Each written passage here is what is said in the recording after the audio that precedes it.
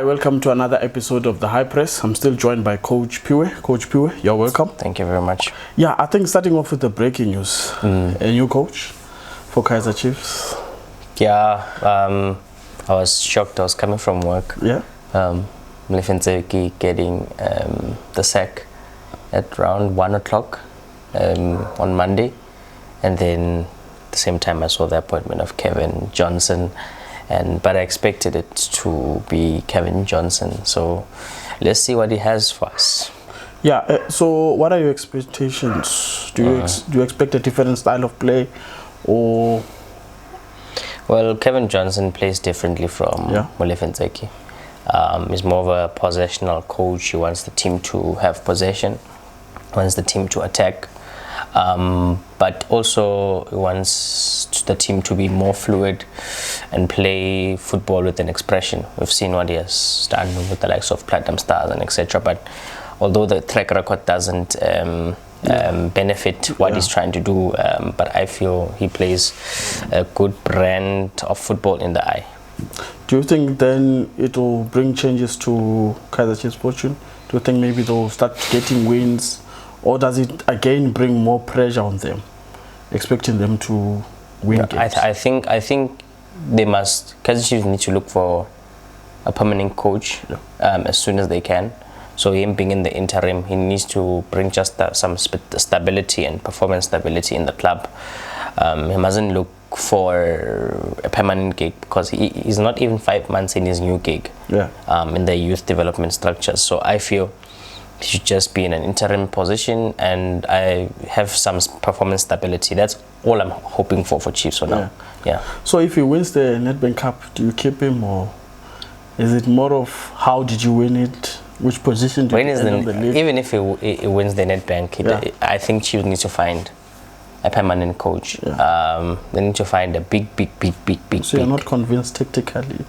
Tactically, he's a good coach, but track record doesn't speak. You know, there's more losses than wins. Yeah, and I don't think it's been a long time since he's been a head coach. Yeah, because he was the last coaching gig he was at. He was an assistant coach, so I don't think he's right for the club as a permanent head coach. But interim basis, fine, sharp. Okay, we understand, because we are in need of a head coach, and it's tricky now to find a big and established coach right now, unless it's after the AFCON or after the Christmas and December break. Then you can find a big coach. But I was making a list about the coaches that I think Chiefs can get, and there's a list, but we don't know if Chiefs can go for those coaches. Just give me two top candidates. You think that if they come, they can do the job? A few of them haven't coached in the PSL.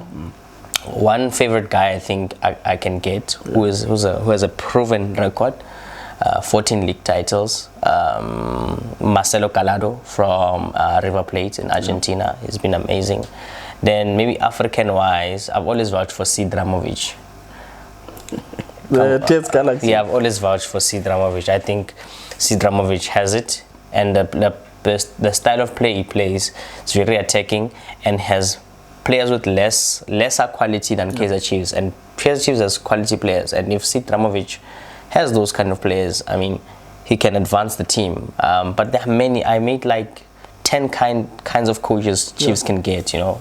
Others are not realistic, others are realistic. So, but Sidramovic is closer to home. So how many games can we give the new coach? Then we start to judge and say, was it tables will turn after the Pirates game. The derby. For him to convince the fans, I think he needs to win against Pirates. But sometimes, you know, some Chiefs, sometimes they, I don't want to say fluke the win against Pirates, but they usually get too much luck and win when they don't have to win, especially when the fans are boiling up, when they don't want the coach. But he has to win the derby. If he wins the derby, I think it will be more calm. I think he needs to get Chiefs in top 5 before December period. Then after that, they'll have certain discussions. But I personally don't understand why he agreed for the job. I would have said no. because I'm in a new job. You can't shift me from this job to that job. But we know him more as a head coach rather than... But he was one of the founding members or founding established coaches of School of Excellence. And he's been cultivating Steven Pienaar. But it's Kaizer Chiefs, coach. It's a big gig. If he wants to get fired, then he must take it. Is it more about his record, protecting his record? He must, but I mean, Kevin, of course, it's been a while, man. He's a bit old now. But let's see. Maybe he's more hungry. He has learned something at Ali, what they do at Ali, how they do it. Learn from Pizzo. Maybe let's see. One thing I like is giving coaches a chance and just looking. Yeah. But then, you know, most of the time with the appointment of a new coach, there's always that new energy that the team has. It's about sustaining that energy. We call it a new coach syndrome. So it lasts like 4 games. So win here, win there, draw there, win there, and then starting to lose. But let's hope the new coach syndrome keeps them up until the December period. Arrows is first. Let's see what's happening. And Arrows are oozing. And they're expected to perform. They have to. Yeah, just to pick your thoughts on the coaching in South Africa. Are we impatient? Was Milifant Ntseki onto something? No, there was nothing called. There was nothing called Ntseki ball. There was nothing. But there's always talking about a process. There was a process. There was never a process. Disrupted by the fans. There was never a process. There was never a process. There was no coaching happening. There was no tactics. There was no plan. I hear people saying the Chiefs way. There's nothing called the Chiefs way. The Chiefs way stopped a long time. 10 years ago, there was nothing called the Chiefs way. There's no Chiefs way. There's nothing. So Ntseki, nothing. People were going there without a plan and playing, and for me, it was just vibes. For me, personally, I feel Ntseki was. There's no plan, man. I mean, there's no sequencing. Also, if I say, you are listening to radio and you're not watching the game, and you're listening and they say, Barcelona scored. You would predict how maybe Barcelona scored, the sequencing, or Man City if you hear on the radio, or maybe Sundowns, or if I wake up at 3 and I say, how will the Sundowns score? How do you think they'll score? You can predict the sequencing on how they'll score. But Chiefs, you don't even know the sequencing. There's no sequence, and that's how game model is established. That's how tactical culture is established, and there's no culture at Chiefs. There's no tactics. There's no I don't want to call it philosophy. There's no game model. There's nothing. No sequencing. Nothing. So hopefully the things that are implemented there is not a philosophy, but just for stability. I'm serious. It's seriously stability and performance stability. That's all. That's all I think. Chiefs. Then your thoughts on the coaching in South Africa? The coaching in South Africa, the patience. I think big teams in SA they're not going to be patient because of how society is built.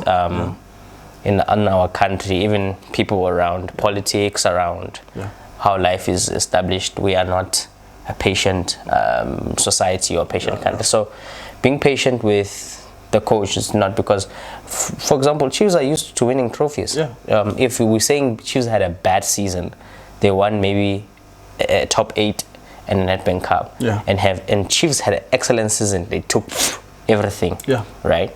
So they're not used to that Chiefs right now, but now they're conditioned to be used to it, you know. So patience is a problem, especially when Sundowns, Pitso Mosimane came in, finished 12th the first season. I think 12th or 13th, somewhere there. Second season, he chased the title, and they saw what they were doing, but they wanted him to go, but the president protected him, and then he moved to win the title, he moved to win the Champions League. So if you need to be patient, you need to also trust the coach, it should be a unity. Also, like I said in the last shoot that we had, the president or the club chairman and the coach are the most important people, and there needs to be trust. If there's no trust, then people won't be patient with that. We need to trust the process, coach. Yeah, but there are teams with processes. Like a good process, we can say, we can call Golden Arrows. That's a process. You can see there's a process. They are process driven. Sundowns, process driven. let's go overseas. Look at Aston Villa. Yeah. Process driven. They are process driven. The way they do things, process driven. But teams like Chiefs, no process. They have to do some internal vacuuming, and then after that, the fans will see that okay, there's a process here. We can do that. And Chiefs fans are one of the most patient fans. Yeah. They wait and wait and wait and wait. But when it's too much, they will show you that it's too much. But I think the change came in the AmaZulu game. I think he waited until the 80th minute or 78 minutes there to make substitutions. But the substitutions are wrong. The personnel is wrong. You take out an attacking. You take out Frosler, who was playing right back. There was someone playing right back. It was Frosler. Yes. You take out Frosler. You put in Quinica. Why? I think Dove was injured, and then they put Frosler that side, and then you put Quinica. How do you put Quinica when you know this is a cup game? When Quinica is more of a defensive fullback, instead of putting Solomons to confront AmaZulu's back five, because AmaZulu plays a back five. Yeah. Just confront the wing back there, but maybe I don't know. Do you think that are some of the factors that contributed to his fall? Yeah, those. But also who's around him. And I'm not also talking about guys who are on the bench. Yeah. Top people there at the top, performance analysts. People who are talking with I always question that the earphone. They talk. Oh, I don't think they see the game from the top view. It's more like they see an overview of a chess game. Those are people who are very important. The performance analyst is very important. We call them the prophets of the game. They see. Or they see what you can't see, and they tell you what to do. So, for me, it's not Ntseki only, but okay, Ntseki is the one who is the final authority. But people around him, I want to use the word, they are incompetent. They didn't compete and show him and stand up and say, this is what I think you should do, that's what I think you should do. What if he's one of those coaches who's like, nah, I'm not going to take that. And then he won't coach a big club anymore. Because I think that's the only thing that's never gonna help. Yeah, they never. Ntseki is like the second calling of Andres Villas-Boas. Yeah. Basically. Yeah. I think Andres Villas, even Athazwani, second calling of Andres Villas-Boas. Maybe let's just say it was too early or too soon for them. The sequence of Athazwani is like Villas-Boas.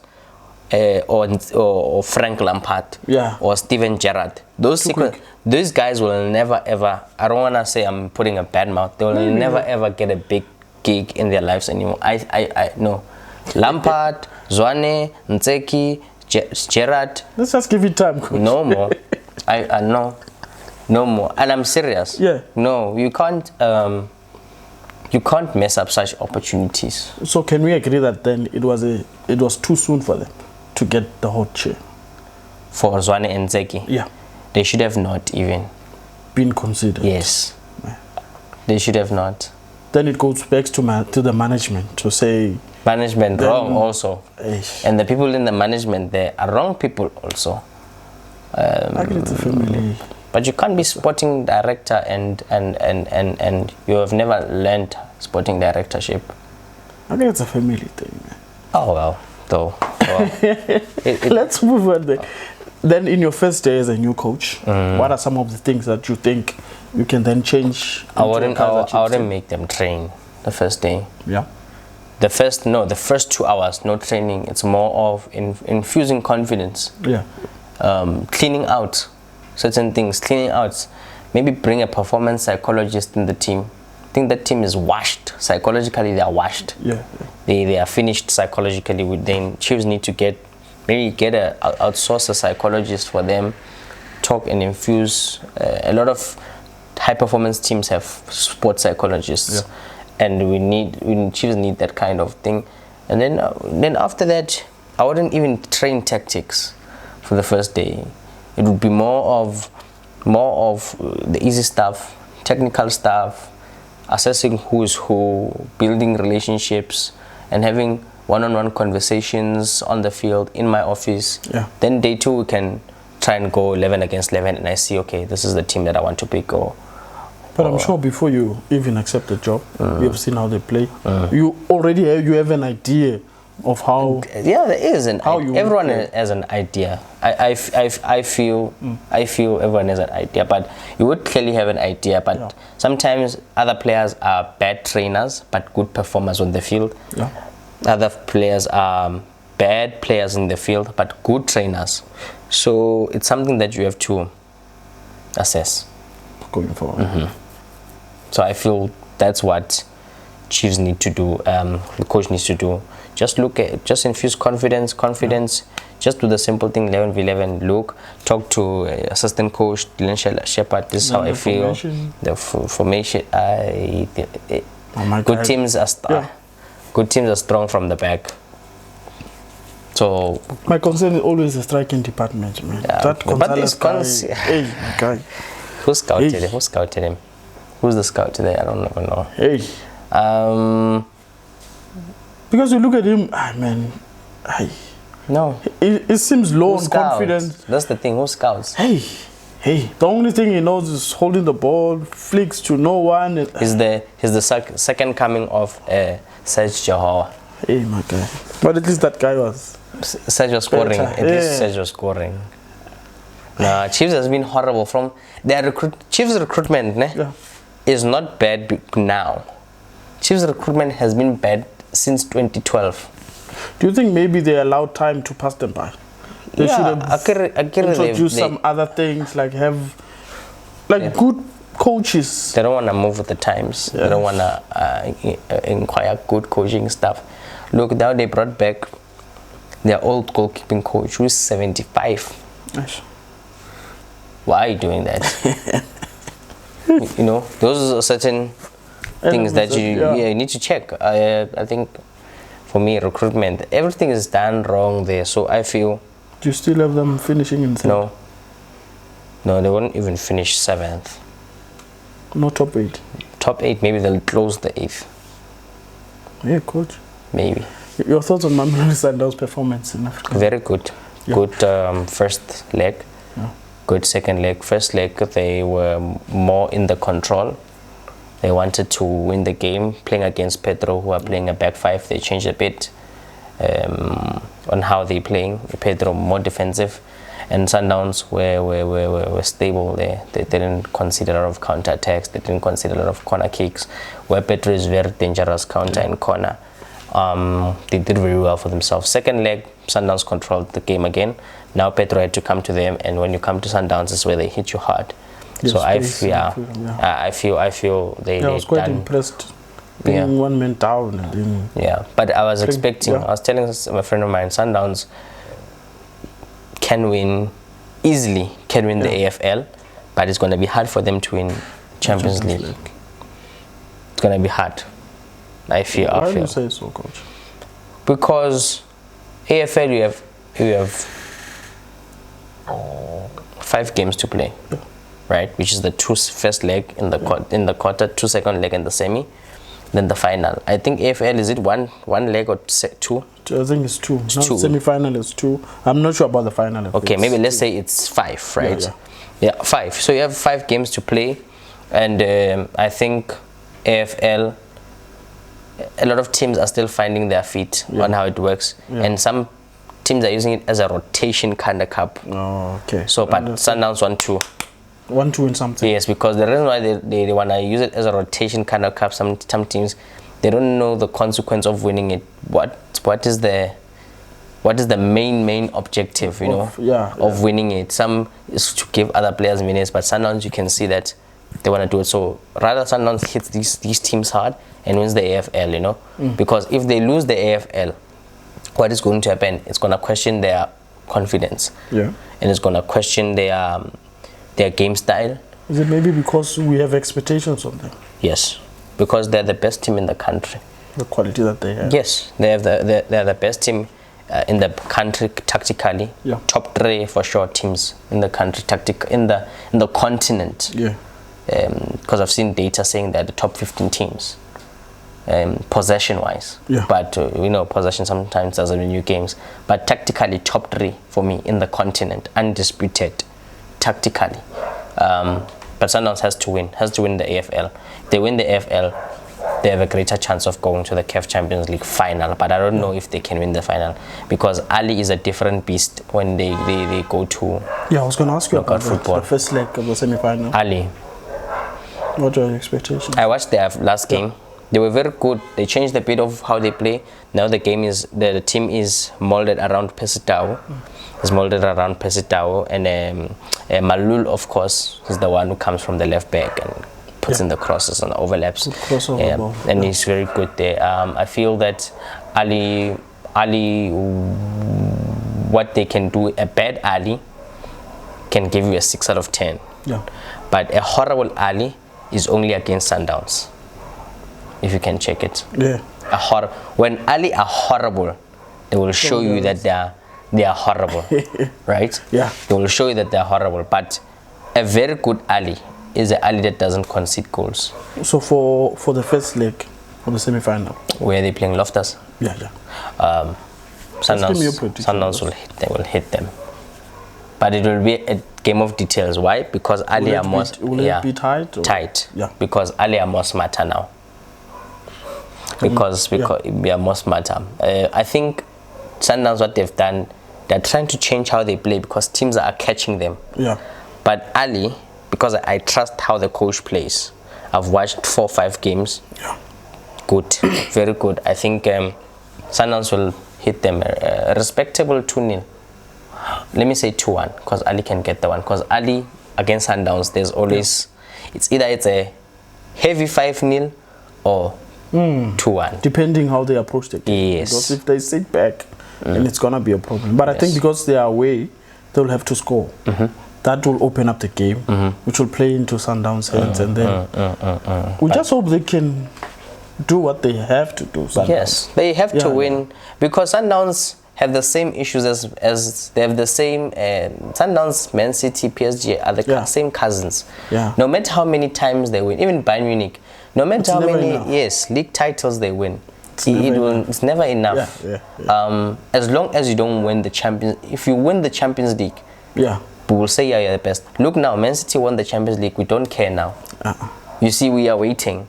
So Sundowns need to win an African competition for us to say, okay, they are the best. Just to cement and show us that, guys, we are here, you know. And a lot of teams or a lot of people don't want them to succeed, because it's kind of traditionally, it's kind of weird having a Praetorian team being the flagship of the country, right?